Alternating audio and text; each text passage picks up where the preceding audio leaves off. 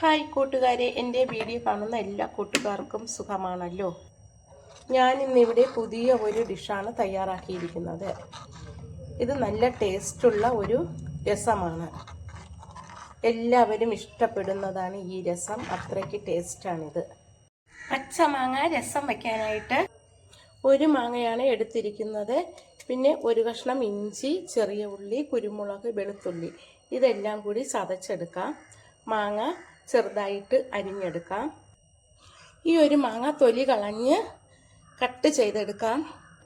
മാങ്ങ ചെറുതായിട്ട് കട്ട് ചെയ്തെടുത്തു. ഇത് നമുക്ക് മിക്സിയിലിട്ടൊന്ന് അടിച്ചെടുക്കാം. മാങ്ങയും അടിച്ചെടുത്തു. കുരുമുളക്, വെളുത്തുള്ളി, ഇഞ്ചി, ചെറിയ ഉള്ളി ഇതെല്ലാം ചതച്ചെടുത്തു. ഇനി വയ്ക്കാനുള്ള ചട്ടി അടുപ്പിലേക്ക് വെച്ചു കൊടുക്കാം. ചട്ടിയിലേക്ക് ഇനി 1 ടേബിൾ സ്പൂൺ വെളിച്ചെണ്ണ ഒഴിച്ചു കൊടുക്കാം. എണ്ണ ചൂടാകുമ്പോൾ അതിലേക്ക് 1 സ്പൂൺ കടുക് ഇട്ട് കൊടുക്കാം. കടുകെല്ലാം പൊട്ടിക്കഴിയുമ്പോൾ അതിലേക്ക് 2 വറ്റൽമുളക് ഇട്ട് കൊടുക്കാം.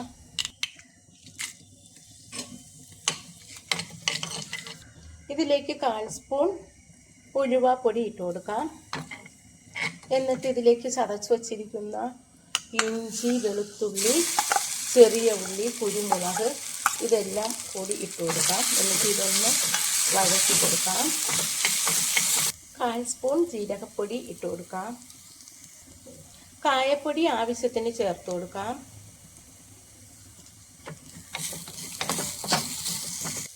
1/4 സ്പൂൺ മഞ്ഞൾപ്പൊടി ഇട്ട് കൊടുക്കാം.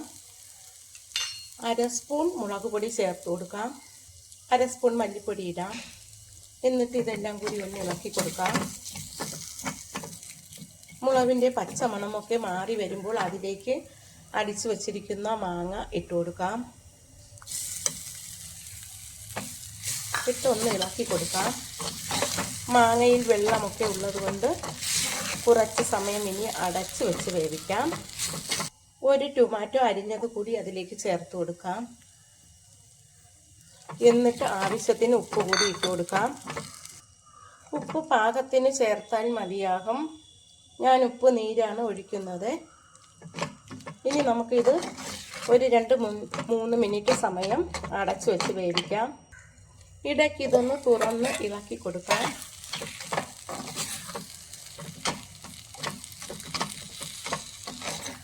കുറച്ച് സമയം കൂടി ഇത് അടച്ചു വെച്ച് വേവിക്കാം. വെന്തോന്നൊന്ന് നമുക്ക് തുറന്ന് നോക്കാം. മാങ്ങയും ടൊമാറ്റോയും ഒക്കെ വെന്ത് വരുന്നുണ്ട്. കുറച്ച് സമയം ഇതൊന്ന് ഇളക്കി കൊടുക്കാം. ഇനി നമുക്കിതിലേക്ക് ആവശ്യത്തിന് വെള്ളം കൂടി ചേർത്ത് കൊടുക്കാം. ചേർത്തിട്ടൊന്ന് ഇളക്കി കൊടുക്കാം. ഇനി ഇതിലേക്ക് നമുക്ക് കുറച്ച് കറിവേപ്പിലയും മല്ലിയിലയും കൂടി ചേർത്ത് കൊടുക്കാം.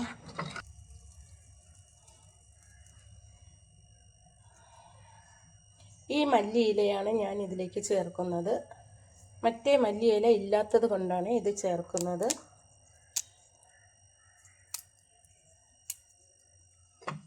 ഇനി 1 മിനിറ്റ് നേരം ഒന്ന് തിളപ്പിക്കാം.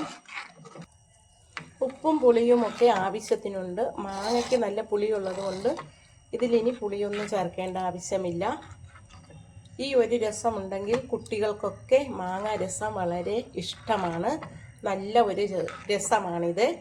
എൻ്റെ ഈ വീഡിയോ ഇഷ്ടമായെങ്കിൽ എല്ലാവരും ഈ മാങ്ങയുടെ സമയത്തൊന്ന് ട്രൈ ചെയ്ത് നോക്കണം. ഇഷ്ടമായെങ്കിൽ ആദ്യമായി കാണുന്നവരെല്ലാം എൻ്റെ ചാനൽ സബ്സ്ക്രൈബ് ചെയ്യണം, സപ്പോർട്ട് ചെയ്യണം. താങ്ക്